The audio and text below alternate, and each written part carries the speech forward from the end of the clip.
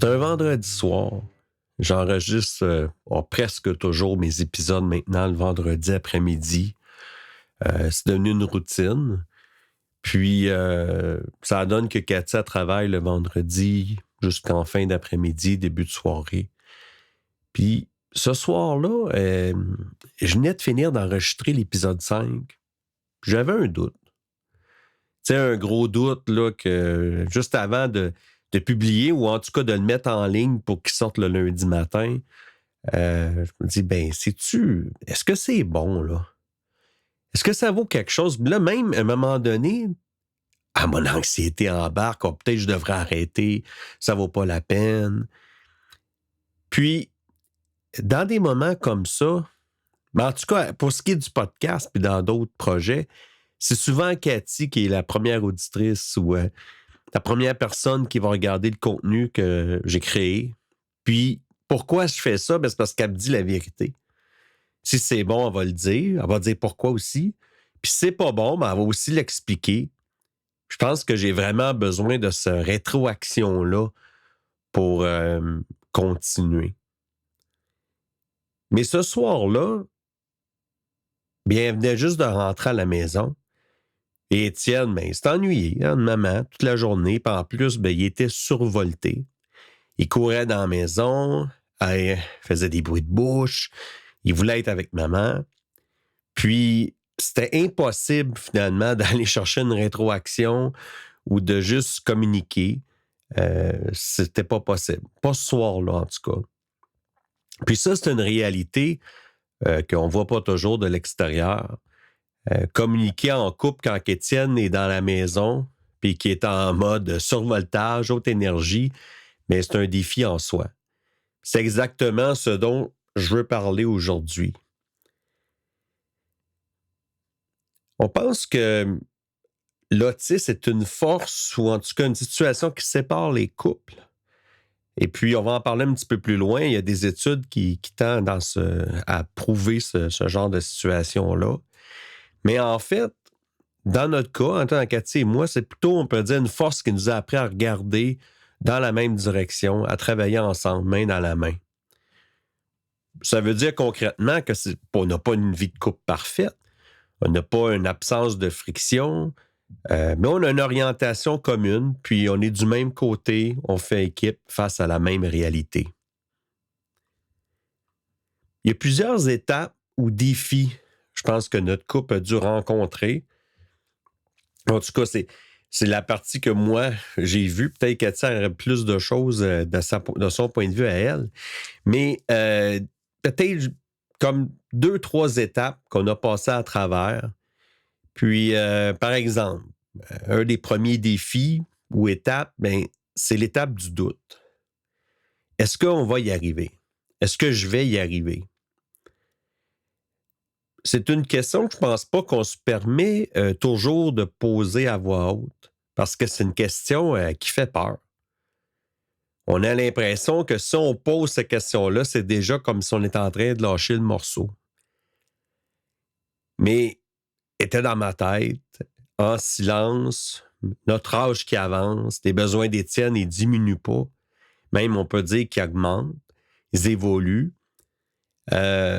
Puis la pensée qui revient, est-ce que je suis encore capable de donner ce qu'il avait besoin, ce qu'il aura besoin dans les 5 prochaines années? Puis il y a quelque chose de plus délicat à dire, c'est à travers tout ça, pour le couple, en tout cas, c'est le danger de faire de la projection. Quand tu es épuisé, parfois tu as tendance à projeter ce que tu penses sur les autres. Avoir dans le comportement de l'autre une source d'irritation, alors que dans le fond, c'est nous, là. C'est moi qui est au fond du baril, puis là, projeter ça, ce doute-là vers Cathy. C'est pas quelque chose qui se fait de façon intentionnelle, mais c'est quand même là, des fois, ça l'arrive. Puis, si on ne vient pas à le nommer, ça peut faire des gros dégâts. Puis, il y a une peur aussi que ce doute-là se transforme en réalité. Puis, c'est là que je vais parler d'une étude. En tout cas, il y a plusieurs études qui tendent à dire que entre 80 et 85% des couples qui ont un enfant autiste se séparent. souvent, c'est le papa qui va quitter le foyer. C'est un chiffre qui circule, qui est un chiffre qui est épeurant. Mais ce qu'il faut dire, c'est que c'est pas les études, c'est pas toutes les études qui vont dans ce même sens-là. Il y a aussi des études sérieuses qui ont été faites, comme par exemple une étude qui a été publiée dans le Journal of Developmental and Physical Disabilities, avec sur 10 ans que ça a été mené l'étude, avec 152 familles dans un... on a mesuré toutes les séparations réelles, ça incluait aussi les couples qui n'étaient pas mariés.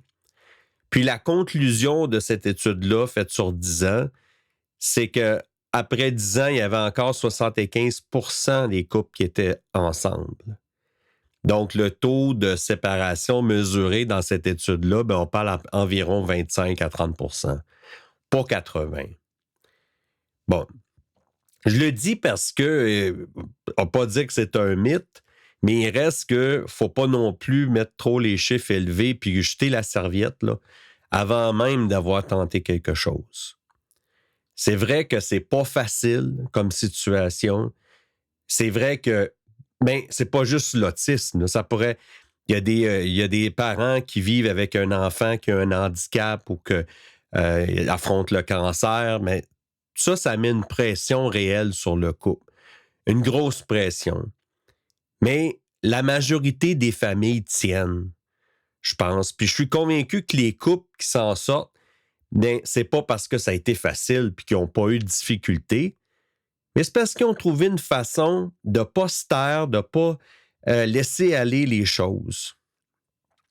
Parce que, dans le fond, Cathy aussi porte une charge immense. Puis des fois, c'est difficile de parler à son conjoint dans ce qu'on ressent. Dans le fond, on voudrait comme pas ajouter à sa charge. Puis là, c'est là qu'on se tait. On va s'installer dans un silence pesant sans qu'on s'en rende compte. Puis c'est pas une fatalité, mais si on s'en rend compte, c'est là qu'on peut briser ce silence-là, prendre le temps de nommer les émotions, puis passer à travers. Une deuxième étape, je pense que c'est le deuil. Il n'y a personne qui est mort, là. Mais le deuil, c'est pas juste des personnes, ça peut être le deuil d'un projet, d'une façon d'entrevoir les choses. Le deuil d'un projet, Cathy et moi, on avait un projet ensemble, on avait un rêve, un projet concret qu'on avait mis du temps à construire ensemble. On s'était imaginé une fois les enfants partis de la maison, s'acheter une petite caravane ou vivre dans une tiny house, se promener. On avait fait des dessins. On s'était informé en long et en large, fait des recherches sur Internet, les modèles, les budgets, les routes possibles, comment installer des systèmes pour les panneaux solaires, puis tout ça. Puis on avait imaginé cette version-là de nous deux libres, en mouvement. Puis à un moment donné, on a dû accepter que c'est pas raisonnable avec Étienne. Étienne a besoin de stabilité, il a besoin de routine, il a besoin d'un espace qu'il connaît, qui est le sien. Cathy, elle l'a compris bien avant moi, mais souvent c'est comme ça. Moi, j'ai mis plus de temps, mais on est arrivé finalement au même constat. C'est pas un échec, mais c'est quand même un deuil à vivre. Un deuil de toute une énergie investie, un rêve, toutes ces images-là qui étaient construites ensemble. C'est une version de nous deux que pour l'instant, on ne vivra pas. En tout cas, pas de cette façon-là. Il faudra faire peut-être une modification. Puis il y a aussi un deuil côté de l'énergie. C'est plus discret, mais c'est lié au premier quand même. Avec le temps, les capacités diminuent. L'énergie est plus la même. Puis ça, en fait, c'est pas juste les parents qui ont des enfants autistes qui vivent ça, c'est l'être humain en général. Puis quand on se voit qu'on perd les ressources qu'on avait auparavant, bien, si en plus on est aidant naturel ou on a un enfant qui a besoin d'attention plus parce qu'il y a un handicap ou il y a une situation différente, bien, ça peut prendre une dimension assez grande. Parce que moins d'énergie, bien, ça veut dire aussi moins de capacité pour prendre soin d'Étienne. c'est là que le deuil et le doute commencent à s'alimenter l'un l'autre. Le deuil de l'énergie perdue nourrit le doute. Est-ce que je vais vraiment y arriver? Puis le doute à son tour, ben, ça nous use encore plus. C'est un cercle vicieux, dans le fond. Puis, je pense pas que ça se règle une fois pour toutes, mais c'est juste que faut pas le laisser aller. On peut se décourager beaucoup si on laisse aller ça dans notre tête. Puis, troisième étape au défi, ben, c'est de se restructurer. À un moment donné, tu dois mettre ces choses-là derrière toi. Tu vois que tu fais un deuil de certaines choses. Puis, tu dois refaire des projets différents. Il y a des questions que les couples se posent normalement quand les enfants vont quitter la maison. Où est-ce qu'on va vivre? Comment on va travailler? Comment on va s'organiser avec cette nouvelle liberté-là? Nous aussi, on se les pose maintenant, mais les réponses sont différentes. Parce qu'Étienne, lui, il ne quittera pas la maison de la même façon. C'est pas une tragédie, c'est juste une réalité qu'il faut intégrer dans la façon qu'on va construire notre avenir à deux. Puis ça touche à tout, le travail, le lieu où l'on vit, la façon qu'on va répartir les responsabilités. On a toujours aimé se promener, être à l'aventure, déménager, recommencer ailleurs. Puis ça, c'est une façon d'être qui nous ressemble. Mais ça ne fonctionne pas vraiment avec Étienne. Moi, en tout cas, il le fait, là, tu sais, mais ça y emmène beaucoup d'anxiété. Donc, cette liberté-là, cet esprit d'aventure-là, bien, on l'a mis de côté pour l'instant, puis c'est comme ça. Puis il y a aussi quelque chose qu'on a dû nommer, mais je veux dire accepter, c'est qu'on doit organiser, restructurer les tâches avec Étienne, faire en sorte qu'il n'y a pas un ou l'autre qui porte trop que des capacités qu'il y a, là. Parce que c'est un piège qui est réel qu'à un moment donné, avec un enfant comme Étienne, qui a quand même des besoins constants, bien, c'est facile qu'un des deux parents devienne un peu plus le pilier principal, puis l'autre s'efface tranquillement dans un rôle de soutien. Puis Katia a le droit aussi de faire autre chose que de s'occuper d'Étienne. Je dis pas ça comme juste une phrase pour donner bonne conscience, mais c'est quelque chose qu'on a dû parler ensemble, travailler ensemble pour voir comment on pouvait organiser les choses pour qu'elle aussi, elle voulait s'accomplir avec le travail, puis à faire ses projets, ses besoins à elle. Puis c'est tout à fait normal. C'est ça la restructuration. C'est pas une grosse crise, là, c'est pas un effondrement, mais en fait, c'est deux personnes qui regardent leur vie ensemble et qui se disent, on va devoir changer des choses. On va devoir adapter notre situation différemment de ce qu'on avait prévu au départ. Qu'est-ce que ça m'a permis d'apprendre, traverser ces étapes-là, surmonter ces défis? Bien, premièrement, je pense que ça m'a permis d'apprendre à connaître ma personnalité plus. Puis ma personnalité, avec mon anxiété, comment que je suis. Je suis pas introverti, mais pas loin, mettons. Puis, c'est drôle à dire, mais dans un épisode qu'on parle du couple, mais j'ai besoin de temps seul. C'est une grande chose que j'ai appris. Pour gérer les choses, j'ai besoin de temps seul. Je suis un peu dans ma tête. C'est pas pour fuir, mais mon cerveau a besoin de ce temps-là pour décrocher puis analyser les choses, puis après ça, avoir un autre moment d'énergie, puis à pouvoir accomplir les choses. Quand je suis constamment en mode aidant, papa au travail, dans les tâches ménagères, tout ça, c'est comme je serais tout à fait vidé. Puis je deviens impatient parce qu'on dirait que je ne suis pas capable de prendre un petit peu de temps pour gérer tout ce qui se passe. C'est paradoxal, mais en gérant mieux mon anxiété par du temps que je passe tout seul, bien, je deviens un meilleur partenaire. je me sens mieux, puis j'étais mieux à même de pouvoir travailler en équipe après.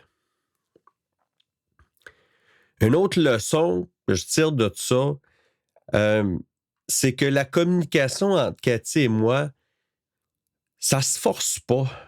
On peut pas juste forcer de communiquer. Je pense que c'est le plus gros défi avec Étienne, c'est d'être capable de pouvoir quand même communiquer avec Cathy quand c'est nécessaire. Puis, tu sais, dans d'autres épisodes, on a parlé de prendre du répit, prendre du temps, aller faire une activité, aller souper ensemble au restaurant, tout ça. Mais dans la vie de tous les jours, c'est pas toutes les conversations, les choses qu'on veut parler, qu'on peut remettre à plus tard, puis à dire, samedi prochain, on ira manger, puis on en parlera. Puis il y a une image que je me suis faite un peu pour expliquer ça. Si on est dans un endroit extrêmement bruyant, puis que je veux parler à quelqu'un qui est à l'autre bout de la pièce, mais même si je me mets à crier super fort, ça ne passera pas plus. Dans le pire des cas, ça va devenir un irritant de plus. Il faut absolument trouver un autre moyen de réussir à communiquer. Puis c'est un peu comme ça que je vois la communication dans notre couple des fois. Les besoins d'Étienne sont omniprésents, sont extrêmement bruyants. Étienne aussi, des fois. Ça peut facilement enterrer nos besoins. Ça peut facilement enterrer les conversations. Puis si je veux m'assurer que Cathy se sente entendue, puis que moi aussi, mais on ne peut pas juste crier plus fort ou faire plus de bruit ou forcer la communication. Il faut trouver un autre moment, un autre moyen pour être capable de se rejoindre puis de faire le point régulièrement. Ça m'emmène à l'idée du travail d'équipe. On en parle depuis le début de l'épisode, mais le travail d'équipe version Étienne. Puis je vais l'expliquer qu'est-ce que ça veut dire. Quand les enfants, Philippe et Mégane, étaient plus jeunes, puis si vous êtes parents, vous avez connu ça, là, c'est pas juste lié à l'autisme. Souvent, les enfants, ils vont essayer de tester. Hein? Ils veulent quelque chose en particulier. Peut-être qu'ils veulent manger un deuxième dessert. Puis là, ils vont demander à maman. Maman dit non, on va aller voir papa. C'est quelque chose qu'on connaît. Mais en fait, Étienne ne fait pas ça, lui. Parce que quand on travaille en équipe puis les enfants, ils font ça, ben on se dit, tu demandais à ta mère qu'est-ce qu'elle a dit. On travaille ensemble, on a la même idée. Mais Étienne, lui, il fait pas ça, aller voir papa ou maman puis pour avoir quelque chose de différent. Il est constant toujours dans ce qu'il veut. Il n'est pas dans ce genre-là parce qu'il ne saisit pas ça. Mais lui a plutôt identifié chaque membre de la famille pour ce qu'il peut lui apporter. Il y a un problème d'ordinateur, bon, on va voir papa. Un câlin, il veut aller prendre une marche, on va aller voir maman. Le travail d'équipe, ça ressemble plus, dans notre cas, à la lutte. Tu sais, quand les lutteurs, là, ils luttent en équipe. Puis là, à un moment donné, un n'est plus capable, ben là, il va taper dans la main de l'autre, puis il change de place. Puis c'est un peu ça. On arrive à la limite, t'es plus capable. Et tu tends la main en dehors du ring, puis là, ben, c'est l'autre qui prend le relais, puis vas-y, prends ton souffle. Puis avec le temps, on n'a même plus besoin de tendre la main puis de demander, ça se fait automatiquement. Dans ma tête, à moi, en tout cas, c'est de redéfinir notre travail d'équipe. C'est pas les mêmes besoins qu'avec les autres enfants, mais présentement, c'est le nôtre, c'est le besoin que l'on vit. On a besoin de travailler en équipe différemment. Tout ce qu'on a parlé dans cet épisode, les défis, les deuils, la restructuration, le travail d'équipe, on pourrait lire ça ou écouter ça puis se dire c'est une liste de choses qu'on fait par devoir. Hein? On est parents, on fait ces choses-là parce qu'on est supposé faire ces choses-là. Parce qu'on n'a pas le choix. Parce qu'Étienne en a besoin. Mais c'est pas comme ça que je vis ça. Pas à 100%. Oui, je comprends l'idée du devoir de parent, mais derrière tout ça, il y a quelque chose que j'ai envie de nommer clairement, c'est que j'ai de la chance. Puis c'est une chance que je prends pas pour acquise.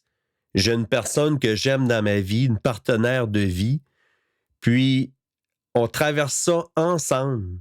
C'est pas juste de la gestion de crise à deux, c'est un 2 pour 1 que j'ai, c'est que je m'occupe de mon fils puis je le fais avec quelqu'un que j'aime profondément. Je suis conscient, par contre, que c'est pas la réalité de tout le monde. Malheureusement, il y a des gens qui vivent ça seuls. Il y a des couples que c'est vrai, ils n'ont pas réussi, ils n'ont pas survécu à la pression que ça a apporté. Puis je dis pas ça pour me vanter, nullement. Je dis ça parce que je pense qu'on ne dit pas assez. Parfois, l'épreuve a détruit, c'est vrai, mais d'autres fois, elle ne détruit pas, puis même on peut dire qu'elle relève un couple. Cathy, c'est une personne extrêmement patiente. Elle fait beaucoup d'efforts, y compris dans la situation avec Étienne, mais y compris pour m'endurer moi dans mes moments d'anxiété. Et il y en a des moments d'anxiété. Elle est toujours là pour Étienne d'une façon constante et attentive, puis sans faire trop de bruit, sans se vanter de ça, ou elle le fait. Puis même dans les périodes qu'on a passées, où on était particulièrement découragés, puis oui, il y en a eu, mais on a su se soutenir l'un l'autre puis passer à travers. C'est pas une histoire d'un couple qui est mis à l'épreuve par l'autisme, c'est l'histoire de 2 personnes qui ont appris à s'orienter ensemble face à quelque chose qui était plus grand qu'eux. Je reviens ce vendredi soir à ce moment où j'avais besoin de Cathy, où c'était tout simplement pas possible. Puis là, je donne cet exemple-là, mais en fait, ça arrive souvent. Et on a trouvé une solution, en tout cas une, parmi tant d'autres, un peu une solution d'adolescent, je l'avoue, mais on passe beaucoup de temps à se texter. Même quand on est dans la maison, dans 2 pièces séparées, Cathy, elle m'envoie souvent aussi des messages vocaux. Moi, j'appelle ça, pour rire, des mini-podcasts.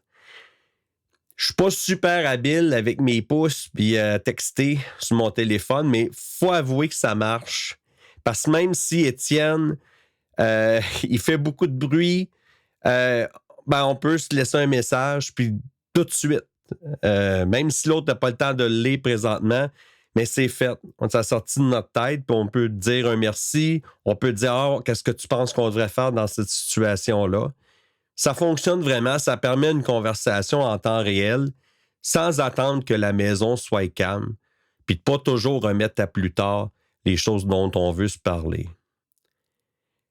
C'est pas nécessairement très romantique, c'est pas ce qu'on s'imaginait à cette étape de notre vie, mais ça, c'est nous. C'était une des façons qu'on a pris pour s'adapter à la vie qu'on a. Merci beaucoup d'avoir écouté cet épisode. La semaine prochaine, déjà épisode 7, on va parler de la fatigue invisible. Et oui, les nuits blanches. Puis, je te laisse avec ça pour terminer. C'est peut-être ça aussi, le vrai message de cet épisode-là. Pas que c'est facile, pas que tout fonctionne tout le temps, mais quand on reste du même côté, quand on continue de travailler en équipe, il est tout à fait possible de demeurer un couple uni, même avec tous les efforts que ça demande. Puis je vais être un peu fleur bleue pour finir. Je vais citer Patrick Normand. C'est quand le cœur devient moins lourd, quand on est en amour. À plus.